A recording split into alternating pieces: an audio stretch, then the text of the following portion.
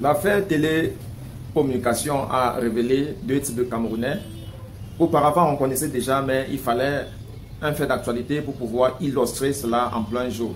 Ceux, les sceptiques, qu'à travers leurs actes, sapent le projet de la renaissance, du changement, de la possibilité de faire un pas vers le changement, et d'autres qui sont jusqu'au boutistes, les croyants, ceux-là qui poussent l'acte du changement, ceux-là que si aujourd'hui on peut avoir une liberté relative d'expression, eh bien c'est parce qu'à un moment donné, ils se sont dit, il faut faire le pas. Dans ce numéro aujourd'hui, on va essayer d'examiner les camps dans lesquels les deux camps se refugent et qu'est-ce qui peut à la base pousser les individus à penser que ça ne vaut plus à rien, ça ne sert à rien, les dés sont zappés d'avance, rien ne peut changer. Et de l'autre camp, ce qui peut également pousser un individu à se dire, eh oui, malgré le fait que tout semble verrouillé, si je donne ma voix, eh bien, ça peut pousser au changement.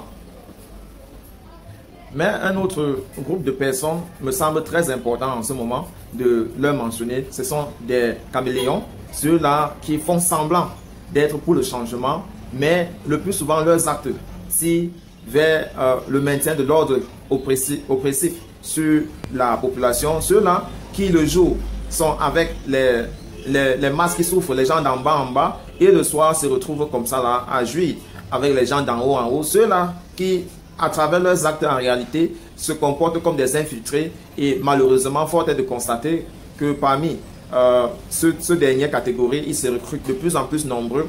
À un moment donné, on s'est dit peut-être que c'est le système d'éducation qui fait en sorte que ce nombre-là grandit parce que bizarrement dans ce registre-là, on retrouve plus les intellectuels, les gens qui ont quasiment fini l'école comme on dit au village, ceux-là qui sont spécialistes, qui se disent à un moment donné qu'ils ont trop de connaissances, qui connaissent déjà comment ça va finir de l'autre côté, et ils connaissent également les conséquences si jamais les choses arrivaient à changer. Et donc, ils jouent franchement le caméléon, ils prennent les couleurs de chaque côté qui a tendance à en vouloir réussir, et souvent se mettent même en posture de donneur de leçons à des deux camps. À un moment donné, ils se disent qu'ils maîtrisent tout, qu'ils comprennent tout, qu'ils sont les seuls à comprendre comment les choses évoluent. Et dans ce numéro également, on va essayer de zoomer un peu sur eux pour comprendre pourquoi le changement a tellement duré à s'opérer au Cameroun et comment l'élite politique de l'ordre de 82 a construit en majorité ces infiltrés et leur distribuer. Comment les détecter autour de toi et comment leur donner un traitement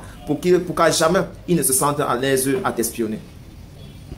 Prenons le cas palpable de l'affaire télécommunication qui est en cours aux deux sociétés étrangères qui sont leaders dans le secteur au Cameroun, en réalité, sont en train d'abuser sur le peuple.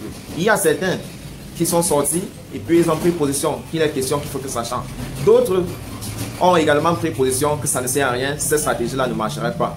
Mais on a ceux-là qui sont calmes.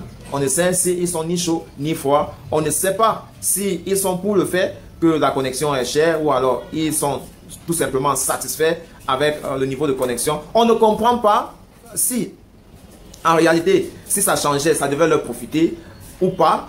Vraiment, leur silence est un silence éternel, est un silence complice, est un silence qui n'attend que le résultat pour pouvoir dire « j'avais dit que cette affaire marcherait » ou alors « j'avais dit que cette affaire ne marcherait jamais ». Ceux-là, lorsque hors du camarade, tu arrives à avoir leur point de vue, tu constates qu'ils sont nués d'un pessimiste à une autre pareille. Non seulement ils ne sont pas prêts à voir du positif, à voir un lendemain qui pourrait changer, mais également leurs actes contribuent à saper l'acte de ceux-là qui sont progressifs, qui pensent que quelque chose peut changer.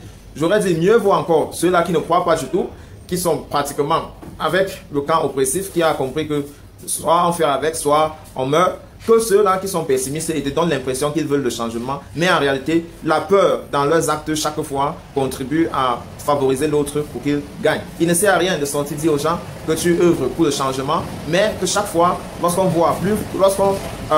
fait des réflexions plus profondes sur tes actes, on voit que ça contribue à maintenir la situation ou alors tout simplement à saper les efforts de ceux qui poussent réellement pour le changement.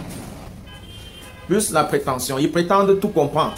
Tout le monde dans le camp du changement est sous-informé, est sous n'a pas la bonne stratégie, tout le monde est en erreur sauf lui. Il est toujours en train de dire prendre son temps, il est toujours en train de dire attendre le bon moment, il est toujours en train de dire ça n'a pas marché par le passé, ça ne marchera pas. Il est toujours en train de victimiser les autres et de leur traiter de bêtes, de fous, de gens qui veulent induire les autres en erreur. Jamais il ne tourne le miroir vers lui pour voir à quelle image reflète le miroir. Ses activités sont claires. Vous donnez l'impression que puisque les choses sont difficiles, il faut faire semblant de pousser. Il crée des fausses polémiques, il crée des fausses luttes, il crée des effets médias, il est toujours dans le matu vu, il crée des actes et ne prend jamais le devant et s'attend que les autres prennent le devant sur ce qu'il veut. Il fait semblant d'être avec vous, mais en réalité, il cherche là où ça va gagner.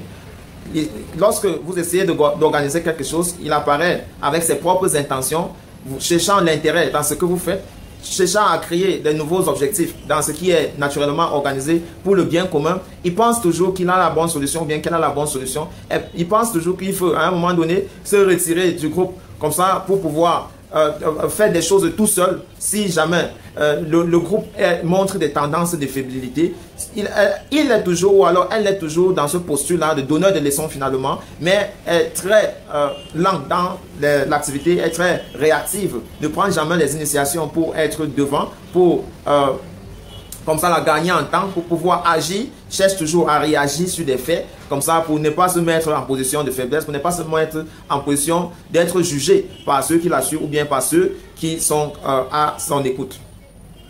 Curieusement, ce genre de personne ne vous quitte pas. Il reste là en espérant être le donneur de leçons qui aura raison à bout de temps. Les maigres chances du changement qui pouvait réussir, il ou elle est là pour saper à travers ses pensées. Il se porte ou bien elle se porte assez bien avec l'oppresseur. Il cherche toujours des occasions pour montrer que vraiment ça ne la gêne pas autant qu'elle peut faire avec et que c'est les autres qui ne comprennent pas, que les autres sont trop extrémistes, les autres sont trop jusqu'au boutistes, les autres ne comprennent pas comment, les autres ne sont pas modèles comme elle ou alors comme lui. Il ne vous lâche jamais, il ne vous quitte pas d'œil, il vous pose toujours les questions malgré qu'il vous trouve inapte, blagueur et souvent irréaliste. Il est toujours là à vouloir donner des leçons, à être le premier à constater que ce qu'il vous avait dit est effectivement ce qui va se passer. C'est du grand sens du pessimiste. Et dès même que les résultats commencent à faire semblant de montrer, s'il avait la possibilité d'aller leur stopper, eh bien, c'est ce qu'il fera le premier, tout parce qu'il veut toujours avoir raison, il veut être celui-là qui a donné le dernier rempart, pour qui ses idées ont prévalu. Il n'aime pas que les actes qu'il a prédits, l'échec, à un moment donné, montre même du semblant de vouloir réussir. Sur les plateaux télévisés, dans les réseaux sociaux, masqués sur des pseudonymes peu complaisants, dans les quartiers du bar, dans les bureaux, il se recrute dans tous les corps de métier et est celui-là, un gros bavard, il critique l'incompétence des autres, il met toujours la lumière sur ce que les autres n'arrivent pas à bien faire. Il est toujours là à vouloir montrer que tout le monde ne fait pas la bonne chose. Il faut dire, à un moment donné de notre vie, nous pouvons nous retrouver dans ce groupe-là sans s'en rendre compte.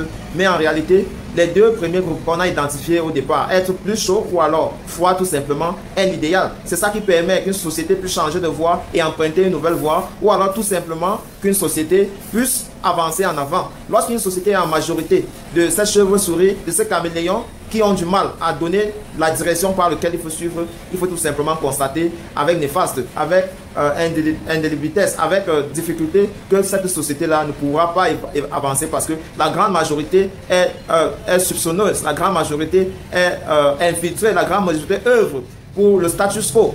De toutes les façons, il a déjà un niveau de vie qui lui permet relativement à être OK avec tout ce qui se passe. Voilà où il a la capacité donc de vouloir saper les actes, que ce soit de ceux qui veulent le changement tout court ou alors ceux qui sont en place, parce qu'il espère également augmenter dans sa cagnotte, mais jamais il ne veut perdre, il ne veut risquer ce qu'il a pour ceux qui n'ont absolument rien.